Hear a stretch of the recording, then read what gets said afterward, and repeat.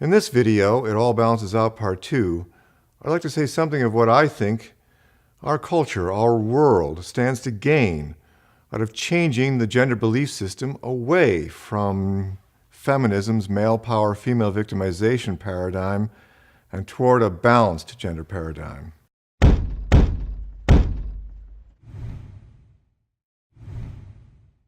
I'm often asked, if it all balances out, then what's the problem? The assumption would seem to be that a balanced system is the same as a perfect system. But as I see it, women suffer injustice along the respect axis and men suffer injustice along the love axis. These injustices may come out even, balanced, but they're injustices all the same. So a balanced system is not at all the same as a perfect system. There are many problems, but far and away, the deepest problem lies in our failure to know and to acknowledge that it all balances out. As I see it, this failure to perceive balance leads to the one overarching aspect of the gender system that is imbalanced, the gender belief system. Believing that men have the power and women are the victims is imbalanced. It's one-sided, which is why it's false, which is why it's poisonous. It's a belief system that maximizes victim vindictiveness and vengeance motives, which is why it's a gender belief system that escalates the battle of the sexes. The battle rages, inflicting damages on both sides. These damages may come out even, balanced, but they're damages all the same. So again, a balanced system, especially when it is not acknowledged to be a balanced system, is not the same as a perfect system, and it certainly hasn't proven to be an entirely peaceful system.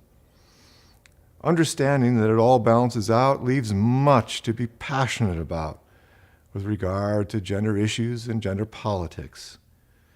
And, crucially, it is also true that the kind of immature emotional rage that both feminism and masculism can provoke finds no basis of support within an it all balances out belief system.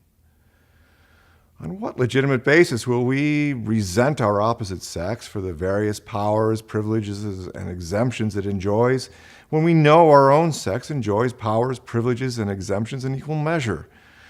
When we come to the realization that the costs both sexes pay for their respective privileges are costs that come out even, there remains no legitimate basis for intersex envy and bitterness.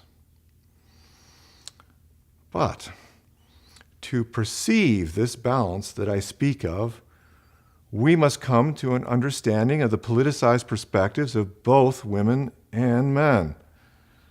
With that understanding, balance is plain to see. And having seen this balance, a whole new territory opens up in gender politics, allowing for a whole new level of maturity, forgiveness, and fairness. The path is opened for healthy negotiation between the sexes. Moreover, when we proceed from the understanding that it all balances out on the global level, then when we focus in on any specific instance of gender conflict on the individual level, we do so without bias, open and available to whatever truths present themselves. The battle of the sexes is like any other battle, inasmuch as it's fueled by rage and righteousness. But while other battles may be settled when one side defeats the other, because the sexes are so deeply intertwined, when one sex wins, both sexes lose. For the battle of the sexes, the only win position is a draw.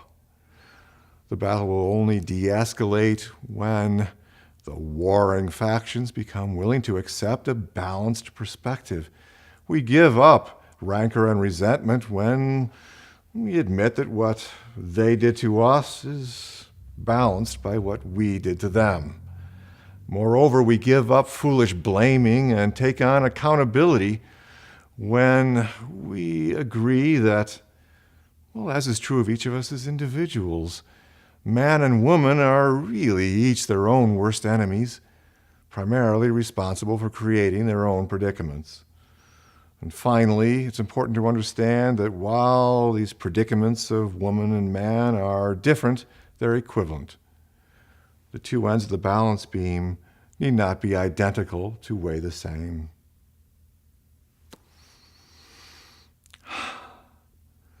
Both sexes suffer gender injustice. A balanced system is not the same as a perfect system. I don't go on about balance in order to promote complacency. It all balances out is not an end point. It is a new beginning. It is something that may be espoused even as a matter of principle. It's healthy. It's an olive branch, a peace offering. It is a leap of faith. For both sexes, it is a magnanimous and constructive position from which to start anew. Even more than this, it is, I believe, the only mindset that leads to the full restoration and preservation of love and respect between the sexes, because it is the only mindset that combines the politicized perspectives of both sexes. It is therefore a gender political structure offering real promise toward de-escalating the battle.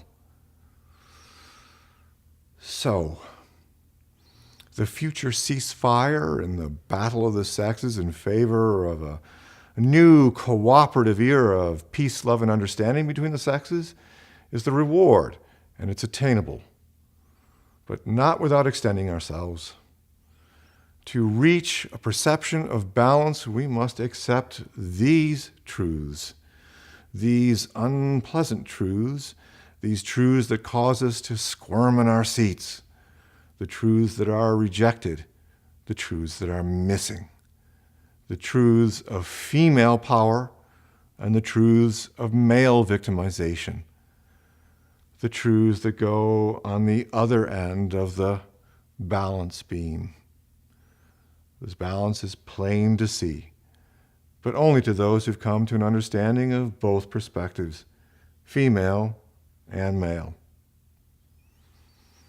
This concludes It All Balances Out Part 2. I'm Tim Goldich. Thanks for watching. I invite you to leave a comment down below. Let me know what you think. Thanks.